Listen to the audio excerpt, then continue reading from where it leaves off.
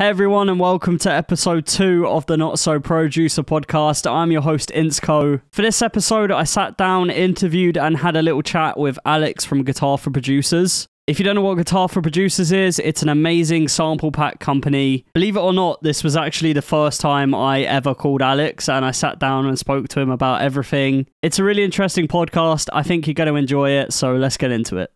The Not So Pro-ducer Podcast. What's going on, guys? I am Alex, the founder of Guitar for Producers. Guitar for Producers is a guitar sample pack company. I'm from the United States, and yeah, hello. Well, I mean, my first question was, what is Guitar for Producers? But you just said it's a guitar sample pack company. Can you emphasize on that? Yeah, so, I guess it's somewhat self-explanatory, a guitar sample pack company, but really just, I create sample packs that are primarily based around guitar. I do have a couple out that have like a few different samples in them, but really just focus on guitar sample packs. Kind of within the EDM scene, I drift into the pop scene and hip hop and lo-fi and stuff as well. But yeah, just kind of, I guess, like your ordinary sample pack company, except just focused on guitar. You said you have a lot of like EDM inspired stuff with your guitar sample pack company. I mean, how many sample packs do you have out now? Do you know, like off the top of your head? Off the top of my head, no, but I want to say 9. I want to say there's 9 packs out. So I think there's 8 that Guitar for Producers itself has put out, and then there's one that I collaborated with a guitarist who goes by the name of Lockholm. He's a really talented guitarist, so that one's kind of like a collaboration pack. Yeah. So I think 9 in total. So how many years has Guitar for Producers been a thing?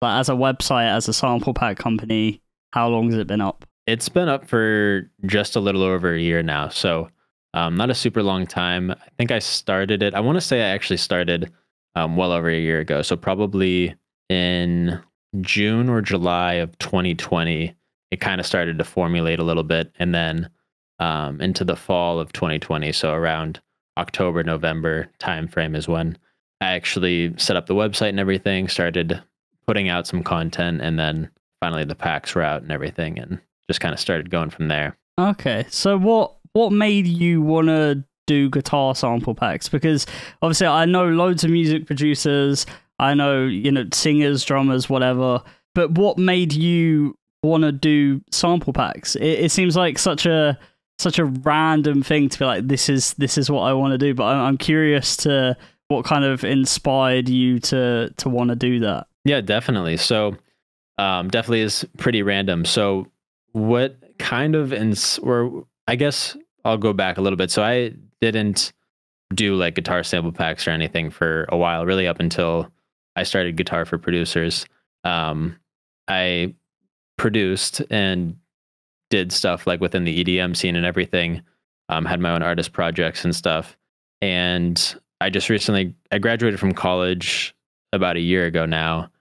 And prior to that, so I guess I graduated in December of 2020. So prior to that is when I started Guitar for Producers, and I was looking for some way that I could create a business of some sort with music, because I didn't want to, I don't want to say waste my time, but I wanted to still pursue production stuff on my own terms, but I wanted to separate the two worlds. So I didn't want to have stuff that I was selling under an artist project or anything. I wanted to start a whole new brand and a whole new business and stuff. And that's kind of where I came up with Guitar for Producers, because I thought that one of my strengths was guitar playing. It's kind of like a specific thing rather than just a sample pack company as a whole, because there's Splice and Cymatics and tons of sample pack companies, sample packs out there.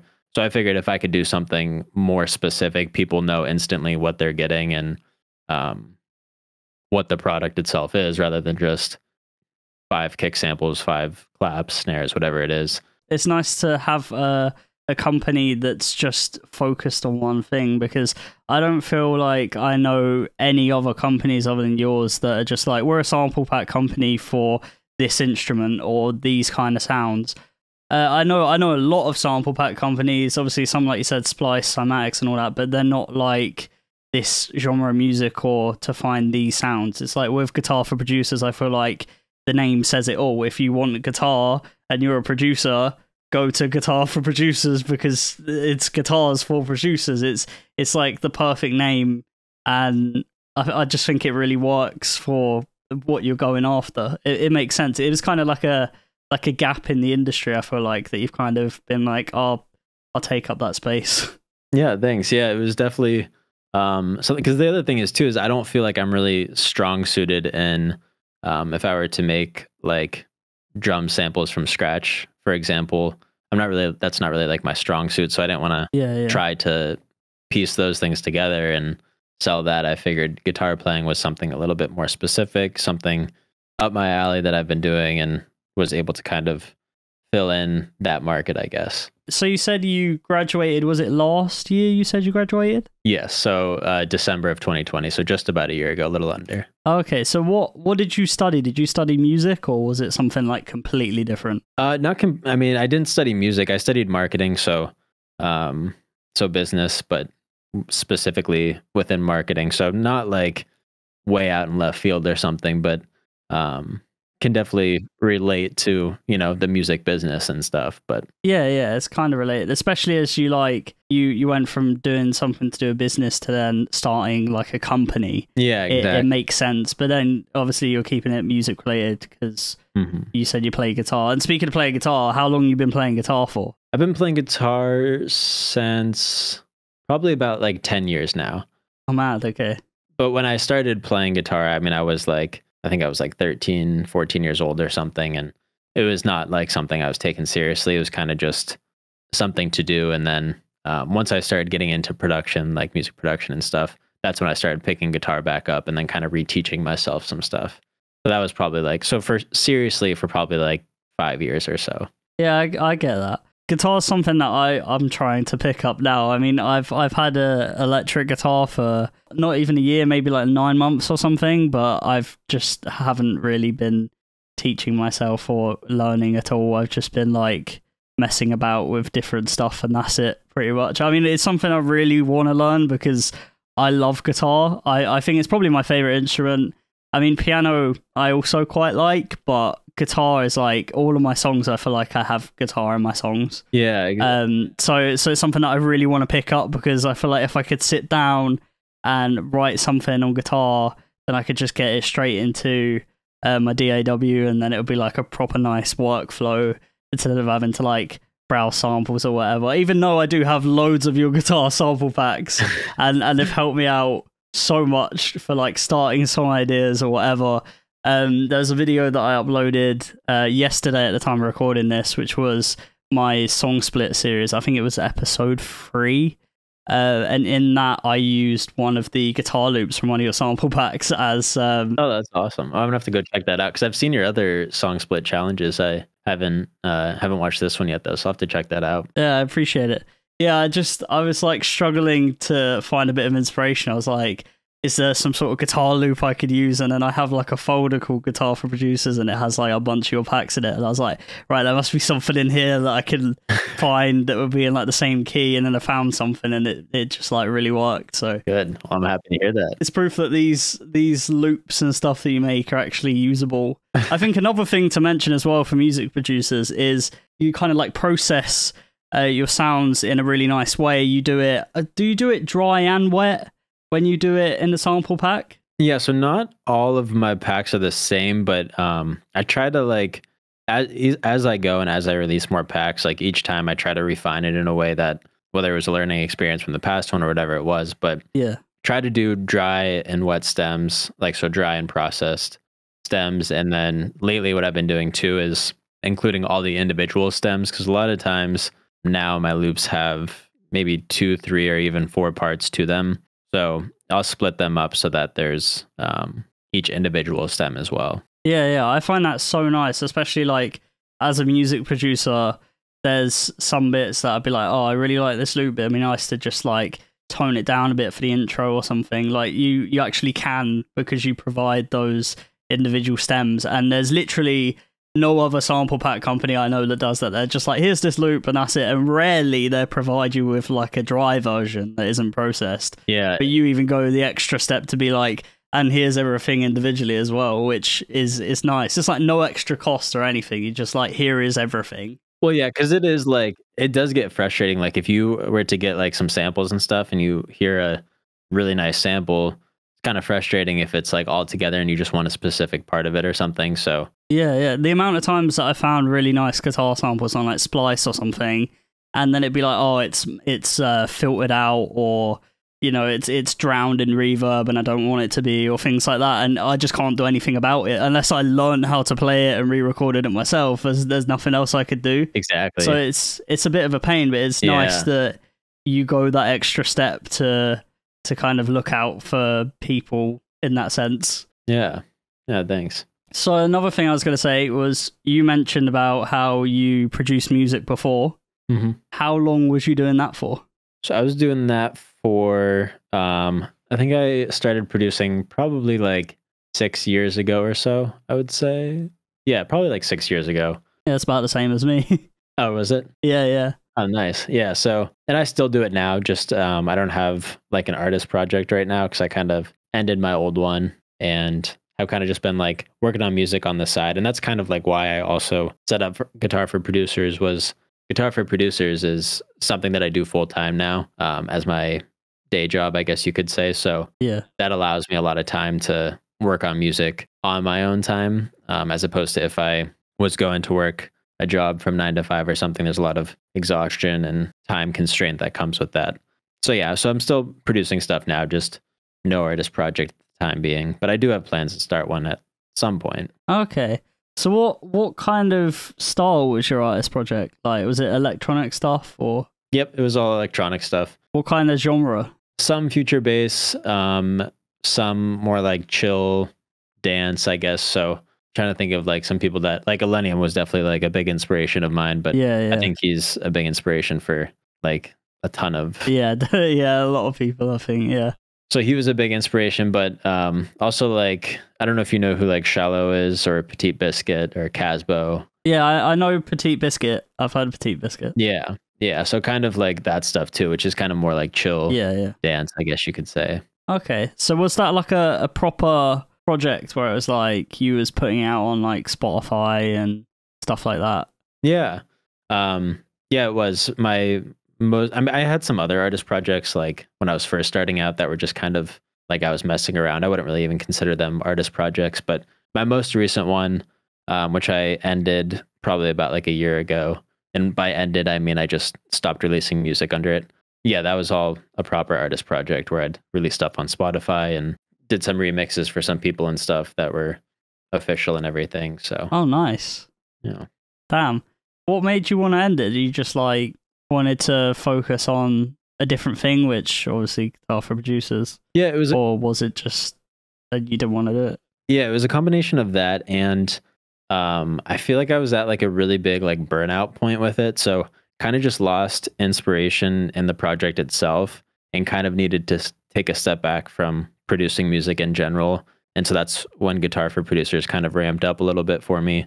It was just like, I don't know, I think like kind of the range of things that I was sitting in as well felt like overly competitive with like a lot of, I guess, not really music friends at the time, but just like people that I was associating with in that space. It felt like ultra competitive in a sense. And I was like, it just didn't feel natural, didn't feel organic. It felt like the things that I was like trying to make was like, how could I make this so that it gets a lot of streams, so that... Yeah, almost like a competition kind of thing. Yeah, I feel that. Exactly. And it was just kind of like, I needed to take a step back from it, because it obviously like, I wasn't then making music for myself or because I liked it. It was more so trying to make it, I guess, to, I don't want to say please other people, but try to compete in a sense. Yeah, I respect that. That were around me. Yeah, so took a step back and tried to rework some things. Like, if I ever felt like that, I'd probably end up doing the same thing, because I love making music now, and it's something I really enjoy, but there's definitely times where I'm like, oh, this song isn't performing as well as I was hoping, or I'm not getting in as many playlists as I was trying to get in, or things like that. And then it almost feels like it becomes a competition, and then you kind of forget, hey, I'm doing this because I like doing this. Yeah. Like, I mean, if you go back and think about one of the first times that you were getting into music, or the first time you made like the first song that you made that you were like, oh, this is a cool song. Like, it's like you kind of like miss that feeling in a sense. Yeah. Because everything then becomes, I have to succeed. I have to get bigger. I have to grow this following, get more streams. And obviously like you want that stuff regardless, but yeah, it's difficult. It's about like kind of balancing that, isn't it? I feel like big time. Yeah. With my YouTube, I kind of got into that a bit as well. And there was a point earlier on, I think it was this year, like earlier on in the year, I had a bit of a moment where I was like waking up every day and it'd be like the first thing I check is like, okay, how many YouTube subscribers am I on? How my videos are doing? How's my songs doing? How many followers am I on? And I'm like, why do I rule my life around it that much? I shouldn't have to care that much. I know, like, for me, my goal is to be able to do this for a living. Like, it would be great to be able to do this for a living because I love it. But it doesn't mean I have to rule my life around, okay, is everything doing well? Is everything, like, being normal or above normal? And then if it's low, I'd get down about it and I'd be like, you know, it'd ruin my mood. Exactly. But it's like, why it shouldn't rule my life that much. And that's when I kind of decided how I'm going to take like a month off everything, just take a complete step back and remind myself I'm doing this because I like it. It's difficult because you have to kind of balance it. You have to be like, well, you know, I'm doing this because I love it, but then you do have to care about all of that stuff because you're trying to get somewhere. But it's just about leveling that out. Yeah, and really finding like a balance for it. And I think if you always keep like your passion at the center of it, then things will follow. I mean, you do have to keep things in check. You can't just like sit there and make song after song after song and then just have it sitting on your computer because like nothing's going to happen. But yeah, it is smart to like, you know, take some business steps with it or market properly. Like for you, for example, the YouTube channels, I think is a huge like pairing for your artist project. Yeah. Because as that grows, your artist project can grow. And yeah, I've been so just like lucky with how that's been doing this year. Like I had a goal of like 500 subs for the end of the year and I'm on like 1,300 and I'm just like blown away by it all. It's grown pretty quickly too. I mean, as far as like subscribers you're getting daily and stuff, right? Oh yeah, it's crazy. There was like one point at the start of the year, I think I was getting like between 10 to 20 subs a month and now I'm getting like 160 plus a month. It's like, wow, it's insane. I think you just have to kind of find something that you enjoy and your kind of, I guess, niche kind of thing. Mm-hmm. You kind of follow along with things that are doing well as well. So like I react to songs by artists that I enjoy, but also artists that are fairly known. And then people go, oh, I want to find someone reacting to this or whatever. And then there I am, I come up reacting to it, and then they just go subscribe, and I'm like, yay.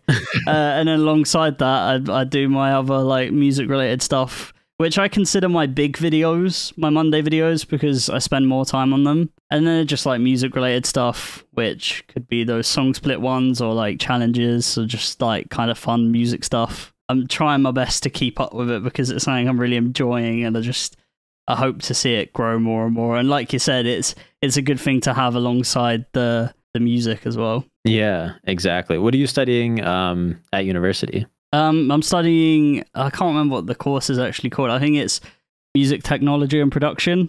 Okay. So yeah, it's basically just what it says. Because I've only just started out, it's very much just like today they were teaching us Ableton, which I pretty much know, but they were going, this is what a reverb is, this is what a delay is, and I'm like, okay. Yeah. Is this your first year like in uni? Yeah. I started in September and it's November now, so okay, it's only been a couple of months, so it's still just kind of like starting it slow. Beginner stuff still, and yeah. Obviously we're speaking about the YouTube and stuff. You have a YouTube channel as well, right? I do, yeah. So I definitely don't put as much effort into it as yours is and stuff. Like yours is real nice and put together, but but I do have a YouTube channel. Yeah, so what kind of stuff do you do over there? Like what's your plan with all of that? See, that's like something that I don't really plan out, but so I'll post like previews of the packs and stuff, which is kind of like expected. I mean, Guitar for Producers is obviously guitar sample packs, but I actually rebranded my YouTube channel to GFP Sounds, Guitar for Producers, GFP. Yeah, that makes sense. Just to, I guess, allow me to maybe try to do something else with that. That was a few months ago, and I haven't really done a ton yet, but I figured if I could keep them together kind of, but then also like take the YouTube channel and maybe just do some more production videos or do just things that are somewhat related and seem interesting. It doesn't always have to focus directly around guitar. Because I mean, I love guitar, but you can only do so much with guitar. And that's not my like true passion. I mean, guitar is definitely like something I love. But so yeah, I figured if I rebranded it to GFP Sounds, I could maybe try to do some other things with it. And then I was planning on at some point releasing a course, like an online course. Okay. Of how to create your own sample pack company. That would be interesting. Yeah, and I was going to put it out and sell it and everything, but then I started thinking about it more. I actually think I'm going to just release it as like a YouTube series. Yeah, that'd be cool. Yeah, just do like 5 or 6 videos or however long it takes and just kind of walk through the process of setting up your own sample pack company, just not claiming anything or saying that you can, you know, succeed with it, but just showing literally what I did. And then if someone wants to copy that and try it for themselves, then... Yeah, that'd be interesting. I'd definitely check that out if you're doing that.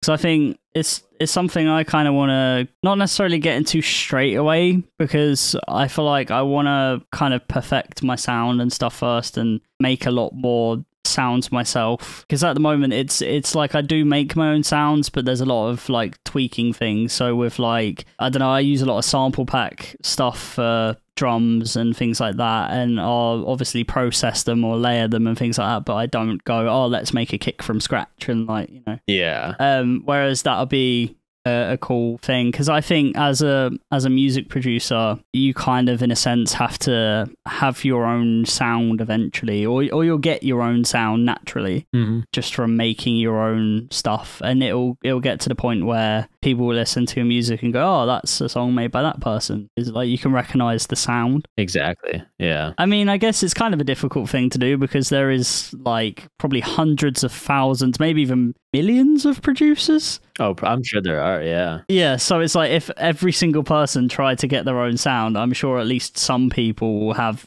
similar sounds. But yeah, I mean, eventually when I get to that point, I'd like to be able to be like, oh, here's a melodic bass style pack where it's like got a few project files, here's some kick samples. It basically the complete opposite to yours where it's just guitar. Mine would be like, here's a genre style pack. Basically what everyone else is doing, but Insko style, I guess. Yeah, but I think that'd be great if it like goes hand in hand with your artist project and stuff. You know what I mean? It's just another kind of like avenue for the artist project itself. Yeah, yeah. Not like you're starting a whole separate company like called Melodic Bass for Producers or something. Yeah, true. But yeah, if it goes hand in hand with your artist project, I think that's a great idea. Yeah, I think at the moment I'm trying to come up with some ideas for my website as well. Like I have a website which is inskomusic.com, but it just at the moment kind of says who I am, shows my music, which I don't even think I've updated it to put not okay on there yet, because that just goes to show how much I use the website. Yeah, it's just like I want to have a few more things on there to make it a bit more like unique and stand out a little bit more, but I'm just like I don't really know what. I know mailing, like doing the subscribing to a mailing list thing, I know that's meant to be really good for like putting your music out. So if you get people to like subscribe to a mailing list and you put like a email out once a week or something with some sort of benefit for people, you can then be like, oh, my new song's out when the song comes out, and then it's like you've got 200 people that are subscribed to your mailing list for other reasons or whatever that now know about your song. Yeah, exactly. So it's like I heard that's meant to be pretty good, but I'm just like, what can I offer? That's like I don't really know what I could do for that. Yeah, I struggled with that too, even just with Guitar for Producers, like trying to figure out like other than selling the packs, because like I have a thing where you can check it, uncheck it to subscribe to the mailing list when you buy a pack. Yeah. Other than that, I was trying to think, how can I get people to like come to, I guess, my mailing list? And so I mean, I gave out a few free guitar packs, and that kind of helped, but like also not really. I don't know, it was strange. But that's like it's a tricky like avenue trying to get people to subscribe. Yeah, I mean, I feel like it's tricky to get people to do anything really though. Like, yeah, in the sense of like you can get people to listen to your song on Spotify, but are they going to follow you? Are they going to save a song? Are they going to add it to their playlist? Like, you can't make them. Exactly. You can say, oh, it really helps me out if you do that, but then are people actually going to do it? Probably not. Yeah, it's a really difficult thing. I think in the way of, I guess, marketing in that sense, I think Instagram has definitely helped a lot of people out with now being able to have a link sticker on your story. Yeah. Because I know before a lot of people couldn't do anything like that because it was only the verified accounts that could do the whole swipe up thing on the stories. Yeah, I think it was either you had to be verified or you had to have 10,000 followers. Oh, okay. It's like, for me, it'd just be like, oh, if you want to pre-save my song, there's a link in my bio which has a bunch of links, and then if you click that and then sign in and do all this stuff, and you can pre-save it. It's such a long process, but now it's just like a tap this and log in and pre-save, done. Exactly. It's just like a 30-second thing, and it's not as much of an ask, and I think that definitely helps out. I mean, I don't know whether I had more pre-saves on Not Okay because I have more of an audience now, or because of the sticker thing, but I beat my not world record, personal record for that, which was quite cool. Yeah, I'm sure it's a combination of both, like it's easing the process for people to do what you're asking, and if you can make that process as easy as possible, like uninterrupted, takes 30 seconds or less, then results are definitely bound to increase. Yeah. Speaking about guitars again, what kind of guitars do you have? Do you have more than one guitar, or do you just have one guitar? I do. I have a few guitars. So my first guitar was the one that from like 10 plus years ago. Okay. Not a good guitar. It's this there's Fender, which is like a really nice guitar brand. Yeah, I've heard of Fender. And then there's Squire, that's made by Fender. Okay. And then there's Rogue, which is made by Squire. So it's like three steps down from a Fender. Right. So my first guitar was a Rogue Stratocaster. Right. Not good guitar. Then I had this like LTD something. I don't really know. It was like a Les Paul style guitar. And that's actually what I started Guitar for Producers with. Okay. But now I have a Fender Telecaster, which I love that guitar. Yeah. So that's my electric guitar. And then I have an acoustic guitar too, which is just a Yamaha acoustic guitar. But I've heard of the Telecaster before. I've seen people use it. It sounds really nice. Yeah, it's really nice. It has a similar sound to like a Stratocaster. But yeah, I like it. It's my go-to right now. Yeah. I mean, it sounds nice in all the packs. I mean, what if we're talking like processing for the packs? What's like your go-to processing? Or like after you've recorded it or whatever, how would you then take that to process it and get it ready for a pack? Yeah, so I have like two different main things that I use. One is either this plugin from Waves Audio, which is called Cla Guitars. Okay, yeah, I have CLA vocals. Okay, yeah. I didn't even know there was a CLA guitars. Oh yeah, there's like CLA guitars, CLA drums, I think, CLA vocals. So there's a whole series. Oh yeah, it's a whole. So this whole time, I didn't even know that. Yeah. So that's like, I like that one. There's not a lot that you can do with it, but the sounds that are in there and what you can tweak, it makes the process really easy for me that way. Yeah. So I'll use that, or I'll use Guitar Rig, which is from Native Instruments. Yeah, I've heard of Guitar Rig. That's nice. Yeah, that's a nice plugin too. I wanted to upgrade to some more, but those have kind of really done the trick for me. So basically I'll record it, and then I usually have CLA pulled up already, and I'll record into that and then just have that as like my standard processing. But then I'll eventually go back before I export all the stems and everything. And sometimes I'll switch it over to Guitar Rig, or sometimes I'll try to process it from scratch, but usually I just use one of the two. Yeah. So you've done some, I don't know whether you've done 1 or 2 packs off the top of my head, but I know you've done a few that are kind of like Elenium styled, right? Yeah. How do you kind of get that sound? So it sounds like melody-wise, you're trying to do something like Elenium, but also how you process it also sounds like you're trying to do something styled Elenium, which obviously you are, because that's the style of the pack. Mm-hmm. But like, how do you figure that out, I guess? Yeah, so kind of a combination of listening, and then, so before I did Guitar for Producers, this was back in like when COVID was kind of first starting out and people were doing a ton of stuff online. Yeah. Elenium was doing some live streams with Said the Sky. He had his Guitar Rig pulled up. So I just took a screenshot of it. And so I kind of copied that. That's genius. Yeah. So that was one way that I was able to kind of like at least see on the inside, like what the sounds would be like as far as processing goes. Yeah. But other than that, it's kind of just more trying to play it by ear, not play it by ear, but just kind of like tweak it by ear and see if I can match it up as close as possible as to what Elenium guitars sound like, which are usually like very bright, very airy. They have a crisp sound to them. Yeah. I mean, I'd love to see some more like melodic styled packs, because I feel like dabbing, I don't know, have you heard of dabbing before? Oh yeah. Yeah. Yeah. Dabin's got some really nice guitar in a lot of his songs. He's a really good guitarist from what I've seen. From what I've seen too, he looks like a much better guitarist than I am. So, but no, I've definitely wanted to do that, like some more melodic packs, more Dabin, Millennium, Said the Sky type packs and everything. Just because like that's kind of what I used to produce and stuff too, and I have more fun doing that stuff.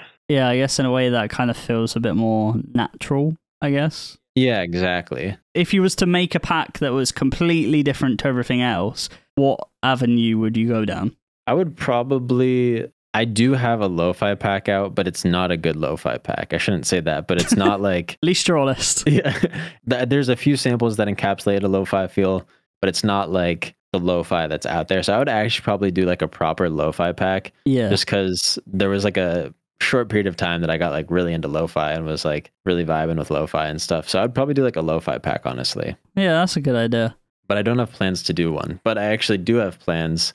There is someone that I'm collaborating with, so I'm not doing the pack. Yeah. He's doing the pack, but he's a lo-fi guitarist and producer. And so I think that pack is going to be on Guitar for Producers in the next few weeks or so. Okay, so by the time this episode is out, it'll probably already be out. Exactly, yeah. So, but yeah, by the time this is out, it'll be out. Go check that out on, is it guitarforproducers.com? Yep. Yeah, guitarforproducers.com. There'll be a video of the podcast, which will be on my YouTube channel, so I'll put the link in the description for it. But if you're listening to this on Spotify or Apple Podcasts and you want to go check it out, either Google it or go to the YouTube version and click the link. I genuinely do really like your guitar sample pack company. I mean, I was saying in the intro to the podcast that I came across your company just from an Instagram advert one day. I think I was just scrolling on Instagram and then it came up, it said Guitar for Producers. I think it was advertising the Millennium style pack and I was like, oh, this is pretty cool. And then I checked it out and then I was like,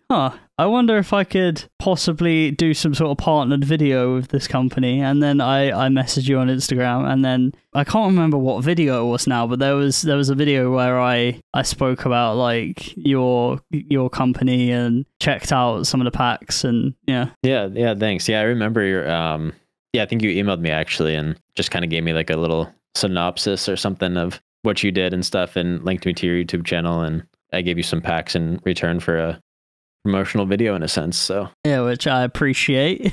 Thank you. Kind of a good deal. I appreciate it as well. You also done the guitar for my song Not Okay as well. Yeah. So we were messaging back and forth and I messaged you originally and I was like, I got this idea for some guitar for my song and I don't know how to play guitar. Would you want to help out? And you were very kind to say that you would. And then I was saying to Rhea, I was saying to my friend who helped me out a little bit with it as well. I was just like, I felt like you really did go above and beyond for that because not only did like the turnaround time was literally like next day or same day, it was also like you would send me different ideas and them like processed and not processed. And I think the amount of times that I messaged you and was like, oh, maybe we could do it a little bit different or oh, maybe this or maybe that. And then most of them I didn't even end up using.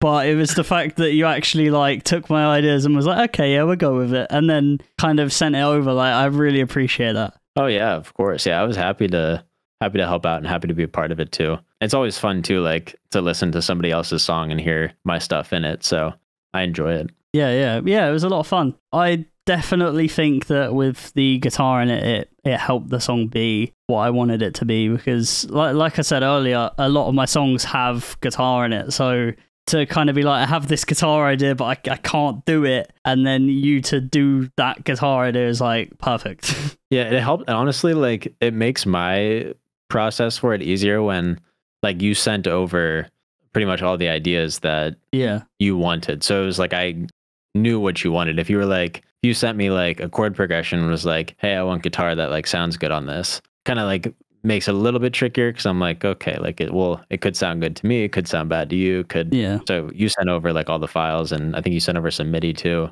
Yeah. What it actually was. Just some terribly programmed plugins, just like bad sounding guitar. It's tough to find good guitar plugins, like that's true. Synthesizer type guitar. Yeah. Realistic sounding, I guess. So Do you play any other instruments other than guitar, or is it just guitar? I play piano too. Oh, really? Yeah, not as well, but I do play piano as well. Well, I bet that's extremely useful when it comes to like producing music.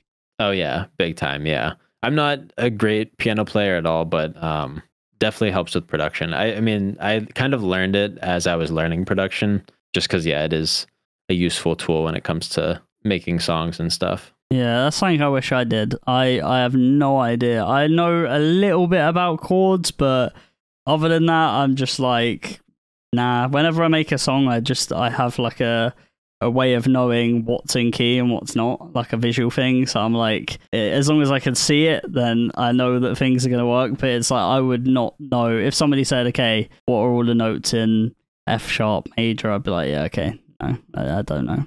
If I have some sort of chord progression or some sort of idea and I'm like, right, I want to come up with some melody, I'll get my guitar and I'll be like, oh, no, that note don't work. That sounds definitely out of key. Let's try this one. But I don't actually know what I'm playing. I can hear whether it's in key or not. That's how I do it at the moment. I do have like vague understanding of music theory, but I'm not like very good with music theory either. Even when like playing guitar and stuff, like I have kind of like this whole system when I record a loop or I record something of how I go back and check to then see what the key of the loop that I just recorded was in. Yeah. Like, especially with recording these packs and stuff, I'll go through and I'll set like whatever specific BPM I want the loop to be or what I'm like feeling for that. I'll record it and then I'll go back, and before I name it or export it or anything, I have to check what the key is, because a lot of times I actually don't know what the key is. So yeah. Well, at least that strategy works. Yeah. But yeah, because you produce in FL, right? Yeah, I use FL Studio. You use Logic, don't you, from what I've seen in your YouTube videos? Yeah, I use Logic. So, but I know in FL there's that you can like highlight a certain key, right? And then it shows you like what keys, like in your piano roll or something, you can see what notes go in that specific key. Yeah. Yeah, I don't think there's a way to do that in Logic. Is there not? Not that I've found.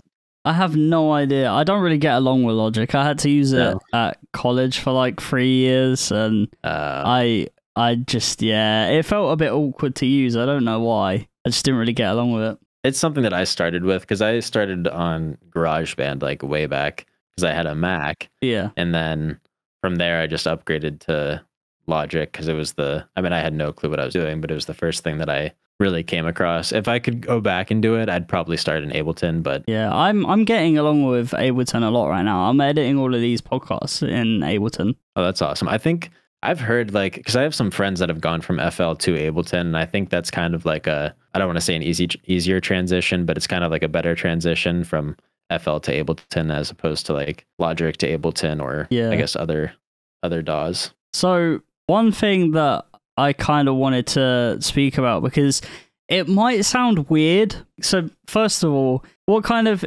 inspired you to start like playing guitar and make your own music? Honestly, I think I can't say like what the moment was or anything like that, but back when I was like in high school and like my early days of high school, I played sports and stuff. I played basketball and tennis and a couple other sports. Yeah. And I would get like really stressed out with it. And one way that I would kind of like unwind from that was by teaching myself how to play songs on piano. Okay. And then from there, it kind of like grew an intrigue in music a little bit. And then I wanted to start DJing. So I got like a mixer type thing and messed around with that. And then from there, I was kind of like was introduced to the world of like Martin Garrix and Tiesto, Alesso, like kind of some people that were popular back, I guess. Yeah. I mean, not that they're obviously all still popular now, but I know what you mean though. Yeah. It was like Martin Garrix, like Animal days. So yeah. And then from there, I was just kind of like, I want to learn how to do this. And yeah, that's kind of like what really started it all as far as music production. And then it really was just production until I started like trying to incorporate guitar into my songs. And that's when I picked guitar back up again. And then obviously that transitioned through all of that through the years into Guitar for Producers now. But that's mad. So that's a really unique kind of way to go about it, I feel like.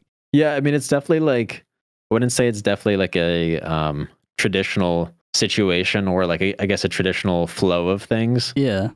It's definitely like I've definitely hopped around with some of my passions and stuff too with music, because I've gone from like EDM to then like making pop, and there was even a time period where I was making like some hip hop music. Okay. And producing for other artists that way. But then I eventually came back to EDM. Yeah, see, all of the guitarists that I know are very much like, I guess, band based. Like they like a lot of kind of rock stuff, and they just kind of either make stuff like that or, you know, listen to kind of stuff like that. So yeah, or like jazz, like, or classically trained guitarists and stuff. Like a lot of really good guitar players that I come across are kind of not really in the EDM scene. Yeah. As far as like EDM guitarists, like Davin is probably the best guitarist that I'm aware of within the EDM scene. Yeah, I can agree with that. Yeah, so you basically are an EDM guitarist, right?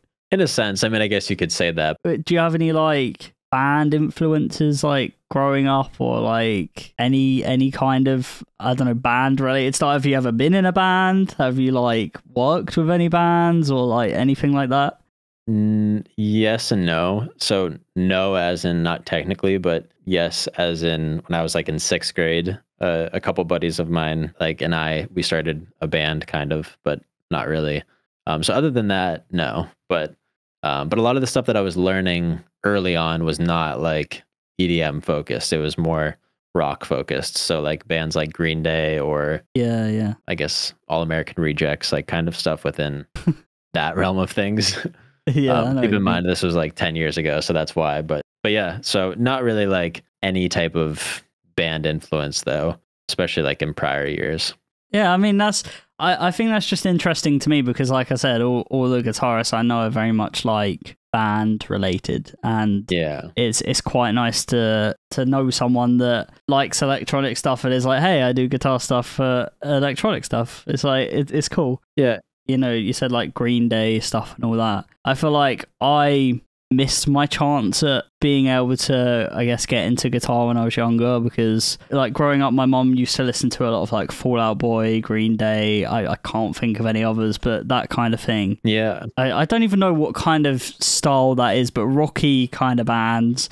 And I think if there was any point when I was younger that would be let's learn guitar, it would have been them. But I was probably about, I don't know, like 9 or 10. Like my family, no one in my family does anything to do with music at all. It's just a random thing that I decided one day that I was going to try and make music because I thought it'd be interesting and I was curious about it. And I mean, I grew up surrounded by a lot of music because my mom used to love music, but she ain't like a pianist or anything like that. She just used to like music. I guess that's kind of my influence in a way, but it's also just a pretty random thing. Is there anyone in like your family or anything that kind of plays any instruments or anything? Not really. I have some relatives and stuff that like have taken piano lessons or things like that. But other than that, I don't really have, no one in my immediate family has a background with music. I do have an uncle that he was a drummer in a band for a little bit. Oh, okay. Other than that, like not really. It was kind of also kind of like a random thing. Yeah. Not really sure why, but it just kind of happened. Yeah, because you said that you picked up guitar again after like learning about the whole electronic stuff and like starting to mess around with that. Yeah. But it's like how did you originally get into that? Yeah, I think I was too young to really like specifically remember, but yeah, I feel like I must have just seen someone play guitar or heard someone play guitar and was like, just told my parents like I want to do that, and then so they were like, okay, and got me a really cheap guitar and set me up with some lessons locally and just kind of went that route. So yeah. That's kind of how I like probably got into it, which I'm glad I did. Oh yeah, definitely, yeah. I mean, guitar for producers wouldn't be a thing if not. Yeah, exactly. All right, well, anyway, I think we're going to end the podcast off here. So thank you so much for being on episode 2 of the Not So Pro-ducer Podcast. Yeah, thank you very much for having me. I'm honored to be a part of it. No problem. I appreciate that. It's been interesting. I've learned a lot. Yeah, likewise, honestly. Yeah, it's always fun just sitting down with another musician and kind of chatting a bit, and yeah, just kind of getting to learn like their story a little bit too more. And yeah, it's been a fun time. Is there anything that you want to shout out, like Guitar for Producers by any chance? If you want to go check out Guitar for Producers, you can head to guitarforproducers.com. You can also follow on Instagram, which is just at Guitar for Producers. You can message me, email me. I'm really easy to get a hold of. I respond to, if you reach out to me, I'm very likely to respond. Yeah, that's pretty much it. Well, I appreciate you coming on. Thank you so much. And thank you to everyone that's listened. If you're listening to this on Spotify, then save the podcast. I think that's a thing. Same thing with Apple Music. And if you're listening to this on YouTube, subscribe. These come out every 2 weeks. And yeah, thank you again for coming on. I appreciate it. And to everyone listening, have a good day. See ya.